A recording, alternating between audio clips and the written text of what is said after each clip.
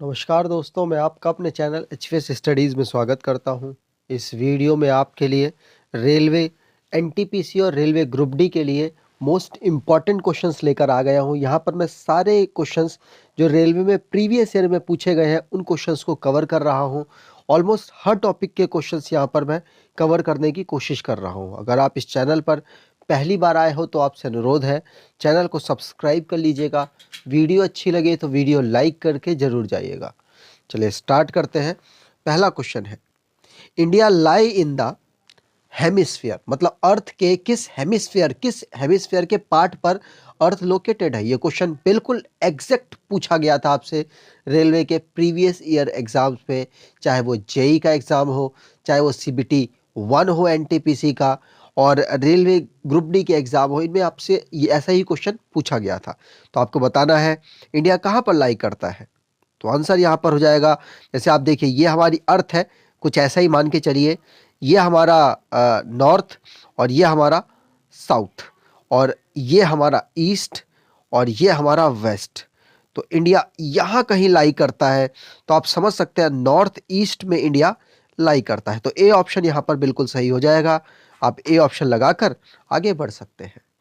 आगे बात करें, अगला क्वेश्चन है, which of the following are chemical change. तो केमिकल चेंज क्या होता है? केमिकल चेंज वो चेंज होता है जिसे हम रिवर्सिबल नहीं कर सकते, मतलब दोबारा से वापस उसको पाना थोड़ा सा नहीं, बहुत ज़्यादा मुश्किल होता है।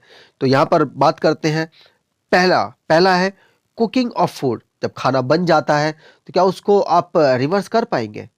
मुझे नहीं लगता दाल बनाने के बाद आप सारे मसालों को अलग कर पाए, दाल को बिल्कुल उसी तरीके से बना पाए, बहुत मुश्किल हो जाएगा।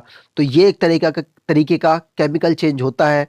अगला, डाइजेशन ऑफ फूड। आप सोचिए, जो आप एक्सक्रीट करते हैं सवेरे के समय पर, उसको रिवर्सिबल आप फूड में कन्वर्ट तो नहीं कर पाएंगे। तो ये भी बिल्कुल केमिकल चेंज हो जाएगा। फ्रीजिंग ऑफ वाटर, आप खुद सोचिए, जब फ्रीज कर दिया आपने वाटर को, उसके बाद क्या आप उसको वाटर में कन्वर्ट नहीं कर सकते? कर सकते हैं। तो ये हमारा फिजिकल चेंज हो जाएगा। आगे बात करें, water is heated up. Water को गर्म कर दिया जाए, क्या गर्म को ठंडा वाटर नहीं किया जा सकता? किया जा सकता है। तो ये भी एक फिजिकल चेंज हो जाएगा। तो मतलब यहाँ पर ए और बी केमिकल चेंज है और दोनों नीचे वाले फिजिकल चेंज है। तो ए और बी पहला ऑप्शन हो जाएगा सही। आगे बढ़ते हैं, और ये क्वेश्चन मैंने रेलवे ग्रुप डी से उठाया है। सोचिए, इस तरीके का क्वेश्चन आपसे रेलवे ग्रुप डी में पूछा गया था। आपको तैयार रहना है, किसी भी तरीके का क्वेश्चन आपको आ सकता है। आगे बात करें, अगला क्वेश्चन है, the state having largest area under waste land is. तो वेस्ट लैंड के तरीके से किस स्टेट में सबसे ज़्यादा लैंड है? तो आप समझ सकते हैं रेगिस्तान सबसे ज़्यादा कहाँ पर है? वो वेस्ट ही है भारत के लिए। इस समय पर रेगिस्तान का क्या यूज़ हो रहा है? कोई यूज़ ज़्यादा यूज़ नहीं है। तो आपको वेस्ट ज़मीन ही मानी जाएगी, और राजस्थान आंसर यहाँ पर सही हो जाएगा। ए ऑप्शन यहाँ पर सही है, और यही क्वेश्चन रेलवे ने जब दिया था तो राजस्थान को ही उन्होंने भी सही आंसर माना था। आगे बात करें, अगर आप स्टैटिक जीके की ई बुक परचेज करना चाहते हैं, सस्ती ई बुक परचेज करना चाहते हैं, तो आप इस ई बुक को परचेज कर सकते हैं। 69 रुपीज़ की आपको ये ई बुक प्रोवाइड कराई जा रही है। इसमें ऑलमोस्ट सारे टॉपिक्स को आपके कवर किया हुआ है। आप इसको परचेज करें और पढ़ें, यकीन मानिएगा आपके आने वाले एग्जाम के लिए आपको बेनिफिट मिलेगा। चलिए आगे बात करें, अगला क्वेश्चन है, हु कंपोज्ड द गायत्री मंत्र।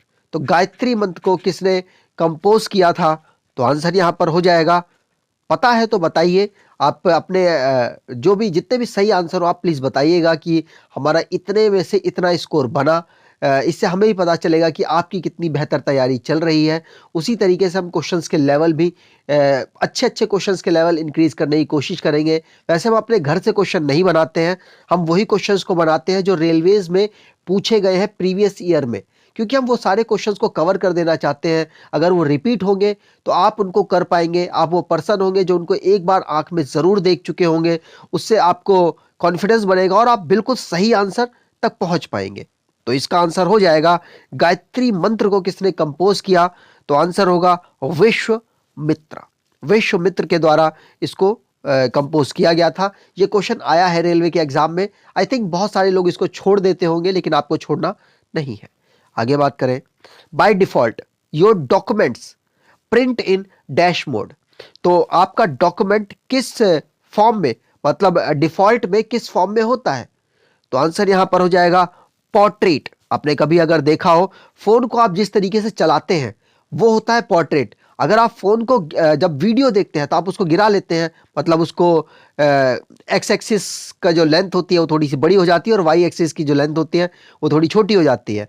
तो उसे कहते हैं हम लैंडस्केप। तो लैंडस्केप पे तो आप कन्वर्ट करते हैं। आपने अगर माइक्रोसॉफ्ट वर्ड खोला होगा तो वो किस में, पोर्ट्रेट मोड में ही तो होता है। तो उसी को कहा जाता है पोर्ट्रेट मोड। और लैंडस्केप में जो एक्स एक्सिस वाली पोजीशन होती है वो बड़ी होती है और वाई एक्सिस के कंपेयर में।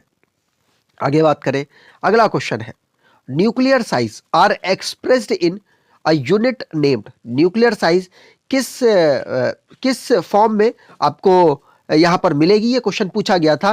तो देखिए, न्यूक्लियर साइज आपको पता होगा 10⁻⁻15 इसका रिप्रेजेंटेशन है। तो ये क्या होता है? ये फर्मी 10⁻⁻15 फर्मी कहा जाता है। और आर्मस्ट्रॉन्ग को कहा जाता है 10⁻⁻10। तो ये तो नहीं होगा। ए ऑप्शन यहां पर सही है। न्यूटन तो आप जानते होंगे फोर्स की यूनिट होती है, और टेस्ला भी आप जानते होंगे कि हमारे मैग्नेटिक फील्ड की यूनिट होती है। आगे बात करें, अगला क्वेश्चन है, the first law officer of government of India is the. तो first law officer of the government of India कौन होते हैं? तो आंसर यहां पर हो जाएगा कौन? Attorney general of India. Attorney general of India first law officer होते हैं गवर्नमेंट ऑफ इंडिया के। आगे बात करें, यहां पर आप देख सकते हैं अटॉर्नी जनरल ऑफ इंडिया इस वक्त कौन है? तो के वेणुगोपाल, जो कि लास्ट टाइम आपसे बहुत क्वेश्चन पूछा गया, आपको इनका नाम याद रखना है। आगे बात करें तो ये इनके बारे में किस आर्टिकल में डिस्क्राइब किया गया है? तो हमारे 76 आर्टिकल में डिस्क्राइब किया गया है। ये क्वेश्चन भी पूछा गया। इनका पद फॉर्म किया गया था 28 जनवरी 1950 को। और आपको बता दूं, पहले कौन हमारे अटॉर्नी जनरल थे? तो एमसी सेतालवाद इनका नाम था। और इनके deputy solicitor general of India कौन है? तो ये भी आपसे क्वेश्चन खूब पूछा गया। तुषार मेहता इस समय पर हमारे सॉलिसिटर जनरल ऑफ इंडिया है। आगे बात करें, और ये इनका कार्यकाल पूछा जाता है। तो कार्यकाल आप याद रखिएगा, प्रेसिडेंट्स जब तक हमारे प्रेसिडेंट साहब चाहें तब तक इनको बनाया जा सकता है। मतलब यूनियन जब तक एडवाइस करेगी कि बनाते रहिए इनको, तब तक बना सकते हैं हमारे। ठीक है, चलिए, यूनियन कैबिनेट जब तक इनको एडवाइस करेगी तब तक रह सकते हैं पद पर। आगे बात करें, अगला क्वेश्चन है, one people one state one leader was the policy of. तो आंसर यहां पर हो जाएगा one people one state one leader की पॉलिसी थी हिटलर की। और यह क्वेश्चन मैंने आपके एग्जाम से ही उठाया हुआ है। तो ऐसे क्वेश्चंस आपके एग्जाम में आते हैं, आपको ध्यान रखना है। आगे बात करें, अगला क्वेश्चन है, the speed of light will be minimum while passing through. तो स्पीड ऑफ लाइट जब पास करती है तो सबसे मिनिमम कब होती है? तो जहां पर ज्यादा पार्टिकल्स होंगे, ज्यादा पार्टिकल रोकेंगे आपकी स्पीड को, आपकी लाइट को, वहीं पर होंगे। तो कहां? वाटर में होगा, वैक्यूम में होगा, एयर में होगा, या फिर ग्लास में। आप समझ सकते हैं, सॉलिड में सबसे ज्यादा क्लोज होते हैं पार्टिकल, तो सबसे ज्यादा रुकावट यहीं पैदा होगी। तो ग्लास इसका आंसर सही हो जाएगा। मिनिमम स्पीड होती है लाइट की कहां पर? ग्लास में। आगे बात करें, अगला क्वेश्चन है, the constitution of India borrowed the scheme of Indian federation from the constitution of India. तो भारत का जो संविधान है वो अलग अलग देशों के संविधान से थोड़ा थोड़ा करके लिया गया है। तो जो भारत का संविधान है उसमें फेडरेशन कहां से बोरो किया गया है? तो आंसर यहां पर हो जाएगा वो कनाडा से बोरो किया गया है। ठीक है, बी ऑप्शन यहां पर सही हो जाएगा।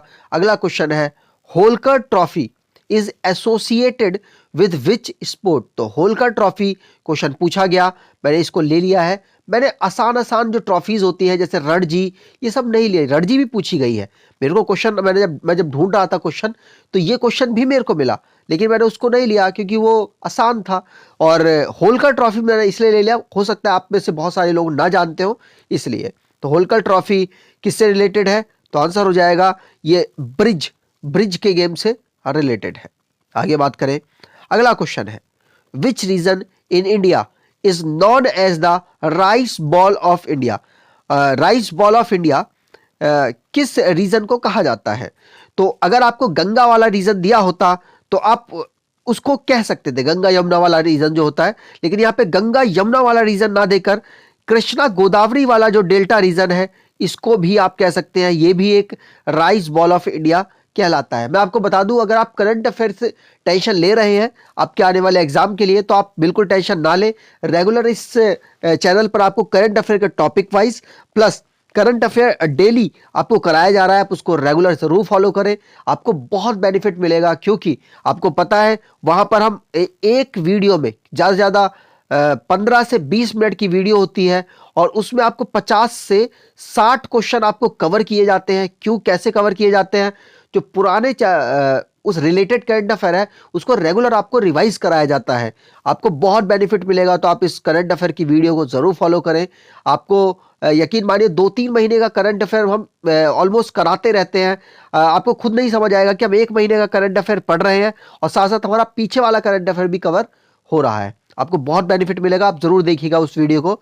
आगे बात करें, अगला क्वेश्चन है द बिंदावास बर्ड सेंचुरी। तो ये बर्ड सेंचुरी वाले क्वेश्चन है और ये क्वेश्चंस मैं आपको रेगुलर जब कोई हरियाणा की बात आती है तो मैं ये सारी सेंचुरीज आपको बताने की कोशिश वहां करता हूं। तो यह आंसर भी हरियाणा हो जाएगा।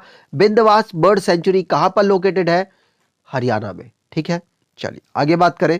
अगला क्वेश्चन है, right to property was removed from the list of fundamental right during the rule of। तो फंडामेंटल राइट से किसको, राइट ऑफ प्रॉपर्टी को कब हटाया गया था? किसके शासनकाल में हटाया गया था? कौन हमारे प्रधानमंत्री थे उस समय? तो आंसर यहां पर हो जाएगा मोरारजी देसाई। मोरारजी देसाई उस समय पर हमारे प्रधानमंत्री थे। बी ऑप्शन यहां पर सही हो जाएगा। और राइट टू प्रॉपर्टी को 44 अमेंडमेंट के थ्रू 1978 में हटाया गया था। आगे बात करें, अगला क्वेश्चन है, which of the following is not written by Munshi Premchand? Munshi Premchand की जो किताबें हैं बहुत ज्यादा फेमस है, आपको उनको याद रखना है कौन कौन सी उन्होंने लिखी है। ये सारी बातें आपको ध्यान रखनी है, हो सकता है आपसे एग्जाम में पूछ लिया जाए। तो मुंशी प्रेमचंद्र की जो बुक है वो कौन सी बुक इनमें से है जो नहीं लिखी है? देखिए, गबन उन्होंने लिखी है, गोदान उन्होंने लिखी है, मानसरोवर उन्होंने लिखी है। तो तीनों बुकें लिखी हैं। जो गाइड है इस बुक को उन्होंने नहीं लिखा है, गाइड को लिखा है R.K. नारायण ने। ठीक है, चलिए आगे बात करें। अगला क्वेश्चन है, the weight of an India माफ कीजिएगा, the weight of an object will be minimum when it is placed at.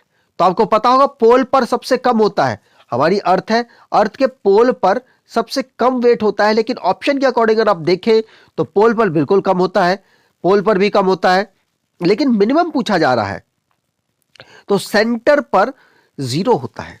तो आंसर क्या, 0 वाले को आप प्रेफर करेंगे? कितना कम? तो कम। आंसर 0 वाला आपको मोस्ट प्रेफर यहां पर जो ऑप्शन है वो डी ऑप्शन है, उससे आप लगा के आगे बढ़ेंगे। सेंटर पर जो हमारा वेट होता है वो 0 होता है। ठीक है, चलिए आगे बात करें। अगला क्वेश्चन है, where is RAM located? RAM कहां पर लोकेटेड है? तो आंसर हो जाएगा, जो हमारी कंप्यूटर है उसमें रैम होती है, रैम कहां पर लोकेटेड होती है? वो मदरबोर्ड में लोकेटेड होती है। रैम की फुल फॉर्म है रैंडम एक्सेस मेमोरी, और एक होती है रोम। ये दोनों हमारी प्राइमरी मेमोरी है जो कि कंप्यूटर में इनबिल्ड होती है, और रोम की फुल फॉर्म होती है रीड ओनली मेमोरी। ठीक है, चलिए आगे बात करें। अगला question, some species of which of the below kind of organization are employed as biopesticides? तो इनमें से कौन सी स्पीसीज है जो कि बायोपेस्टिसाइड्स के रूप में काम करती हैं? तो आंसर यहां पर हो जाएगा बैक्टीरिया। बैक्टीरिया बायोपेस्टिसाइड्स के रूप में काम करता है। ए ऑप्शन यहां पर सही हो जाएगा, और बाकी ये दोनों बायोपेस्टिसाइड्स के रूप में काम नहीं करते हैं। तो यहाँ पर ए ऑप्शन बिल्कुल सही है। जो हमेशा सारे ऑप्शन को प्रेफर करते हैं इस तरीके के क्वेश्चन में, उनके लिए थोड़ा सा दिक्कत है। ए ऑप्शन यहाँ पर सही है। ठीक है, चलिए, अगर आपको ये वीडियो इन्फॉर्मेटिव और अच्छी लगी है तो आपसे अनुरोध है वीडियो को लाइक कर दीजिएगा और चैनल को सब्सक्राइब कर लीजिएगा। एटलीस्ट अपने कुछ दोस्तों तक वीडियो को जरूर शेयर कीजिएगा। धन्यवाद।